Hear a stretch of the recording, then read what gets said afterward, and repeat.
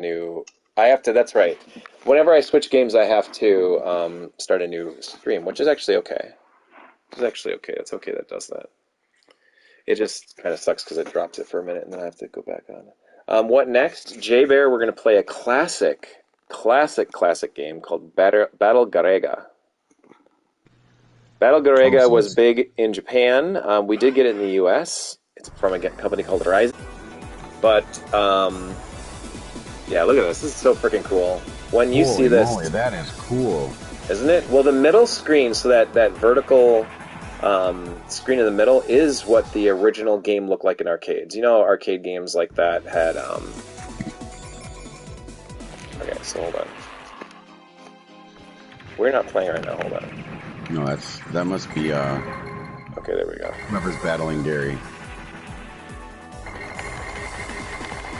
Okay. Alright, so you push a button to get in, join in. Push a button. Yep. Try your start button. Oh my god, what did you do? What the fuck are you doing? Did I start for you? I don't know. It says press start to play. Yeah, so press start. I'm trying to press start. It's not letting me do it. What is happening here? What did you do?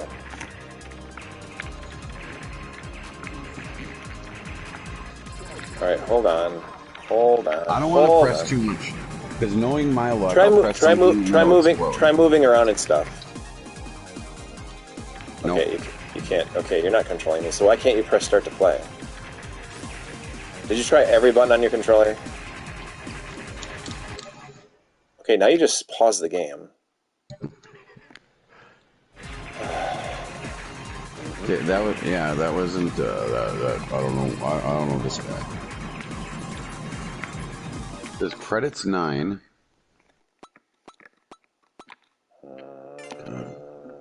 We're such professionals in broadcasting right now.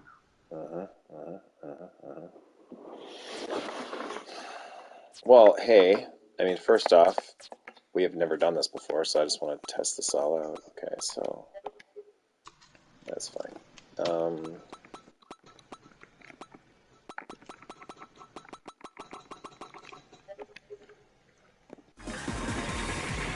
So you can't push the start button right now. Yeah, the options button, which is normally the start button, is not working. I'm afraid to press the share button. Okay, hold on a second. Let me test this sumbitch. Turn the sumbitch sideways and stick it straight up your candy monkey. All right, let's try to view the voice chat. What the fun? Okay, that was Fun weird. Dip City. Okay, let me change play mode.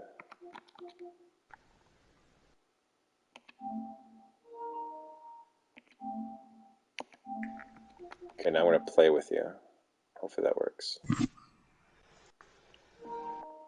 Okay. Holy prompts, Batman.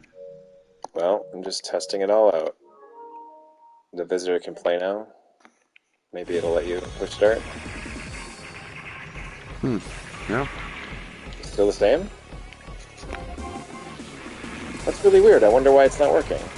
Boy, I hope we don't run into that problem again. Oh, see, it lets you do that. How did you do that?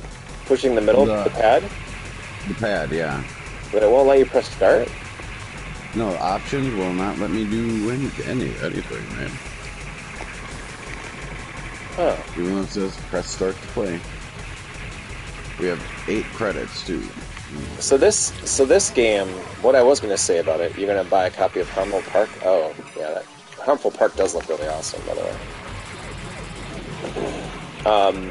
So this game, though, came during a time when you're thinking of late 16-bit, early 32-bit era, 1996. So the PlayStation and the Saturn are out, the N64 is on its way out, and a game like this comes out in the arcades.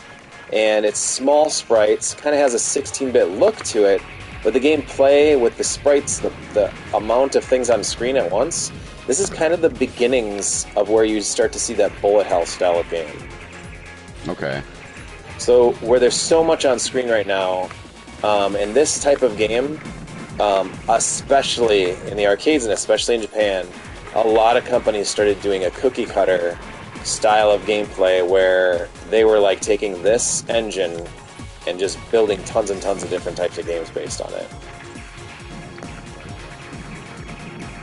So out of curiosity, because I know they did this with some other games as we were growing up, but would they ever with the shoot 'em up say, let's use this game as an example, take this game and then just change like the colors a little bit and the settings and just call it something totally different and you know what I mean? They used to do that a lot.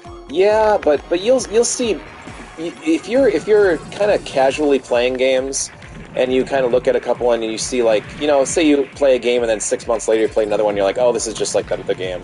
That's one thing, but when you play them back to back, that's when they feel totally different. And while I'll say, yeah, there are some, you know, they would just literally reskin it with different sprites and stuff, and it's like, yeah, this is almost identical the same.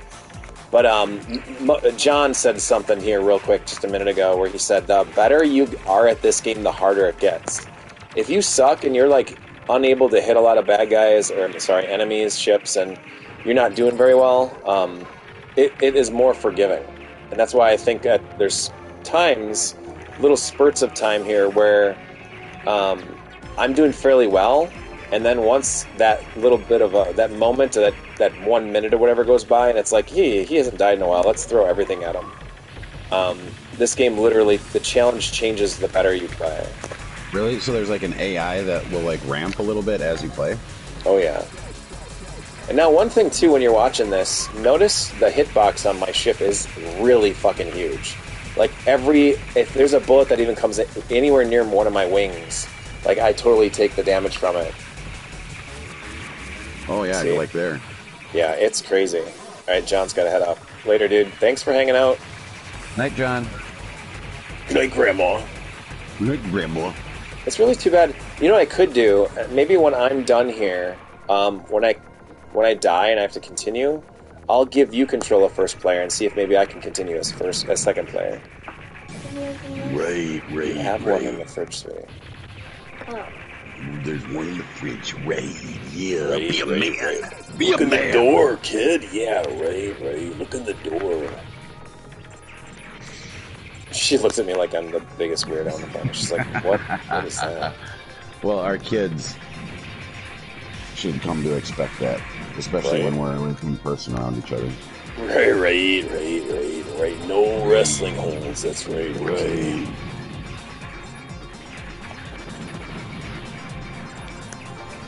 Man, the colors in this though are pretty. When did this game come out? 96. Jesus, and has that good a color? Yep. This, I think it saw home release on the Japanese Sega Saturn too, and it looked almost identical. Really pretty games. I played this one on the Saturn, and I played Batsugan.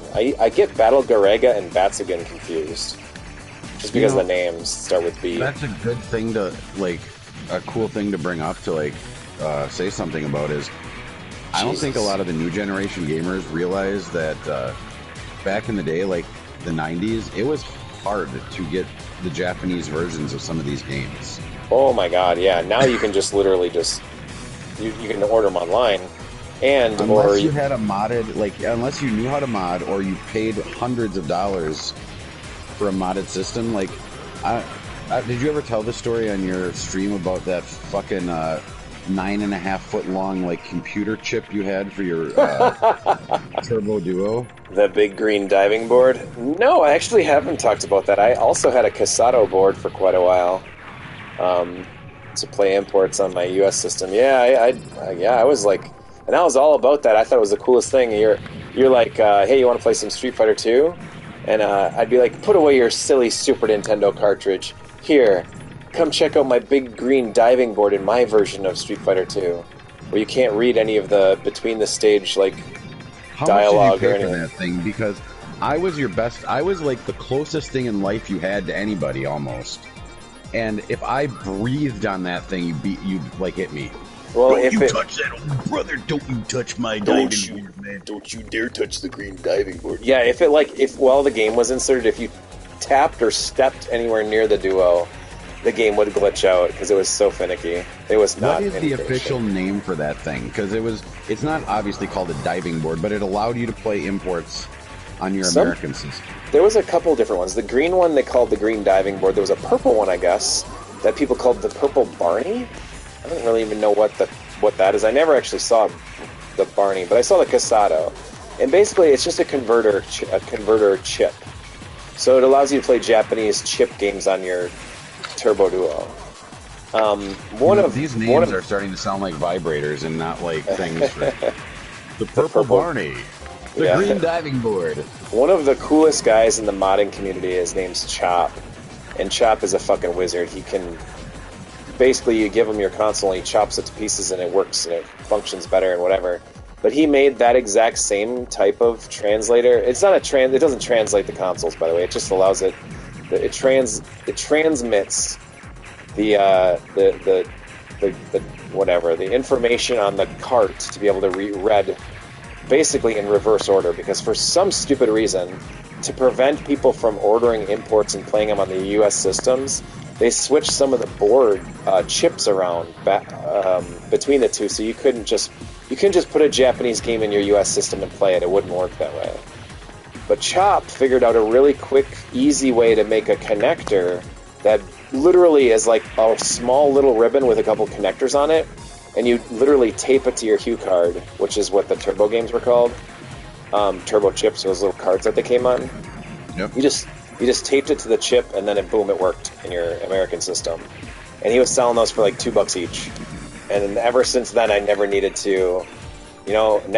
Casado or a diving board or the purple. I never saw a purple Barney, but I had the diving board and the Casado. But those were, I mean, I think I got my diving board, the green one, for like maybe $75 from Turbo Zone Direct in like the mid-90s. And I mean, it allowed me to play Street Fighter, so I was fucking happy. Not to mention lots of other games. You've always been pretty like legit and intelligent with video games, because I remember when we first started becoming buddies and hanging out, it's like, hey dude, you want to go play some Nintendo? And you're like, no, come to my room. So I thought you were going to show me like a Playboy, and I was like really excited. It's like, this is super secret. You're about to see the coolest thing ever. So yeah, hell yeah, boobs. And no, you should. Well, that's how I got introduced to the Turbo Duo. I had never heard of a Turbo Duo until like 94. I was so excited about it because, like, man, I always was kind of fascinated by the Turbo graphics, just the console in general. I was like, this is something so different, because there was most people in our neighborhood, at least in Merrill, where we grew up, most people were Nintendo guys. People that were into Sega, it was kind of weird because it was like, whoa, they had Sega, and that was the alternative. That was different, you know. But Turbo graphics. Sega people were almost like people who had Betamaxes in the 80s. It's like they were like the cool kids. About what they looked like, yeah. Because Oli, he had a Genesis, and I always thought that was really crazy. And then a couple kids that Rob knew in his neighborhood, when I go up there for the summer, or down there for the summer, or over there for the summer. Oh, that's it. Oh no, I got one more. Had Genesis, but they were always really cool. Like, it was more of a status symbol. It wasn't like the games were any better. I mean, some people would consider Genesis games better. Some people would consider Super Nintendo better. Whatever. It depends on what your preferences are. I get it. They're both great. But it seemed like the cool kids. It seemed like the cool kids really did have Sega stuff. Yeah, because they were like popular for me, at least. They were the popular kids in school. But Genesis did some of their games that they made different, and this is a stupid example, but it's a prime example, was the Sega Beavis and Butthead was actually a fun, playable game as opposed to the Beavis and Butthead on Super Nintendo. There's a few examples of that, yeah, because Sega themselves would head up the development for it, whereas Nintendo, they would never be caught dead making like Garfield games or Beavis and Butthead games or Aladdin games or whatever. They would have let their third party do it, because Nintendo, back in the day at least, Nintendo and Super Nintendo had plenty of third party developers, whereas Sega didn't have as many. So they were like, we'll do a Home Alone game, and Nintendo's like, fuck that, we're never doing a Home Alone game. We'll let THQ do that. And it was almost like the interns were like, all right, interns, you get Home Alone. Yeah, I mean, that's why like versions of like Aladdin are different across both consoles, because Aladdin on the Super Nintendo was made by Capcom, and Aladdin on the Genesis was actually made by Virgin and Sega. They're totally different games, but they're the same, same movie. Well, there. Right. Now I'm out of continuous, so. All right, let's raid. Let's see. So now I want to try something here. Hold Cream on. of the crop will rise to the top. Yeah. Let me try something here. Right here we See go. if Josh will have his cup of coffee in the big time. Yeah. We're gonna change Are you play mode. I'm gonna let. sick of us doing wrestling voices? All right, so now I changed it to Visitor is going to play as me. As Can Shoulder you- Boy. Can you? Here, let me try to take. Oh, see, I can't do anything. Ready. So now just go back to the main title. I think you have to hit the triangle button to give yourself credits, but I don't remember exactly. Saving current settings. Yep, give yourself a couple more credits. Like, just keep tapping that. Yep. So now you have 9. Now go ahead and just start. This is really weird that I can't jump in as a second player, though. Oh, and I get to choose a ship. Let's. I like this ship. Right. Yeah. Yeah, that is weird that 2 players can't play. So now it's just hold down. Yep, I think it's the square, and then every once in a while, if you want to, you can hit X to use your bomb. But this is a very fast-paced game. It's not too different than 1942 or Raiden or something like that. But like, it's just the way that they did the sprites and the. Yeah, you're gonna. I died a lot. You probably saw that. I died plenty of times. But it's just that mid-90s, like, it's the end of the 16-bit era. The arcades are kind of showing their muscle and saying, like, look at how many sprites we can put on screen, and look at the parallax, look at the transparent clouds. Like, it's just... And it's so much going on that you don't even have really a moment to, like, observe what's on the screen. You're just dodging. And, Jay, you're pretty damn good at this. This is impressive. What? You're doing better than I did. I don't fucking care either. I'm having one of those Jedi moments where time is slowing down, and you can hear like a fucking fly's wings beat like a bat.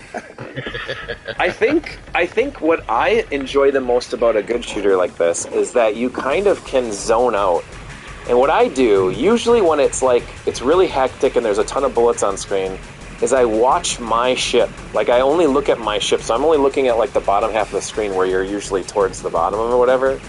And then I'm just watching my ship and dodging the bullets that come close to me, because you know your bullets, at least you hope your bullets are hitting the target. And now you're on the second stage, look at that. Just flew through that one. Good job, man. But like, yeah, I think there's ways that you can kind of zone out, and just, it's all twitch reflexes, and you're not worried about a storyline, you're not worried about experience, you're not worried about, jumping over platforms, you're just moving around and dodging, and I don't know, it's kind of a cool thing. Bam. You're right. So like in that first stage, I kind of like, you know what I mean? Went through it a little faster, and now I can tell that these bullets are going faster. I kind of feel like that night you were playing that game trying to find that last hostage in the prison camp, and you couldn't find it. God damn that game. Oh, that was such a bad night. I think it was fun. So you want to try another game now? Or you want to keep trying this? Let me just get through my lives. Okay. You were taking a moment there, so I thought maybe you were ready to No, stop. because I hit a wrong button. One button. Button. Hopefully you can join in the next. Hopefully you don't have to. I guess I don't know, man. I would really be disappointed if you could. Who is the guy we grew up with that would say button? I thought it was Jerry. Yeah, because Jerry button. No, Jerry overpronounces his T's. So he would say Teenage Mutant Ninja Turtles, like that, and we'd always make fun of him for saying mutant. Teenage Mutant Ninja Turtles. Oh, it's Thursday, and I'm sure Pickle will remember this, but remember how Josh said Jay was lying about Splinter being a playable character in the new Turtles game? I did not say that. You Ron Burgundy to me, though. Ron Burgundy. Hold on. You said something about Splinter being a playable character. I said that's bullshit because what just came out on Tuesday was that Ninja Turtles collection. There's none of those games in that collection that you can play as Splinter. You were saying that. Referring to no, because there's there's 2 new Ninja Turtle games coming out this year. One is that really cool-looking, awesome new game, and one is a Konami collection, which literally looks like it's every fucking Ninja Turtles game from the 8 and 16-bit eras, which is amazing. Which includes the GBA, or the Game Boy games, too. Which is crazy to think. Like, that's super fun and awesome. Jeez. Cheers for the whales. Stop hitting me. Oh, Used to. Oh! Yeah, see? It gets tough. You're doing good, though. Okay. I'm trying. There we go. Trying my best. Oh my God. It's been since college since balls have flown at me that fast. Holy ball. Jesus Christ. Oh, cool! You can deflect some of the bullets. So is that a thing? Is that a thing in some like shooters? What, the balls flying in your face, or you can deflect? Well, it depends. I'm not complaining about balls in my face. It depends on the game. I've never really seen that where you can like deflect. You know what I mean? Like negate the bullets flying at you with your bullets. Do you remember an old Super Nintendo game called Pocky and Rocky? Yes. So Pocky Rocky, you could shoot, and you could also wave your little leaf thing that you had in your hands that would deflect bullets. That was, yeah. There are some games that you can do that. I think Radiant Silvergun you can do that because you have a melee attack, and it depends. Some games, the more unique and the more options that you have in certain games, they do allow those types of things. And you'll see once we get to them. God, I hope the next 2 we're allowed to do 2-player. Because they're way more fun when you play 2 players, for sure. This one's more... This is one of the more brutal shoot-'em-ups, by the way. As far as difficulty goes, this is a very, very tough one. It's not unfun difficult, though. Like, right, you know right. What I mean? No, definitely not. This is a great game. But you can see that there's a pretty massive difference between this and that first game we played. Oh, definitely. Like, this one seems like a gamer's game. You know what I mean? Yep. Like this one would not be where like girlfriend, boyfriend, whatever you could sit down with and they'd enjoy it if they weren't a gamer. That's true, yeah. Although my girlfriend does love challenging shoot-'em-ups. She's actually really yeah, but I mean, you guys bonded over fucking Gradius, so I mean, she's not your typical average female. She's definitely that is new to video games. You know what I mean? That's true. I shouldn't generalize like that, but all right, you ready? People, hamster dance. I'm ready. I'm ready. Okay, we are going to switch games again. First off, I'm going to do this. I'm going to go and switch this back. I'm going to change the share play. We're going to go to change play mode. You're going to play. What did you say? What did you say? Nothing. I got a message from somebody.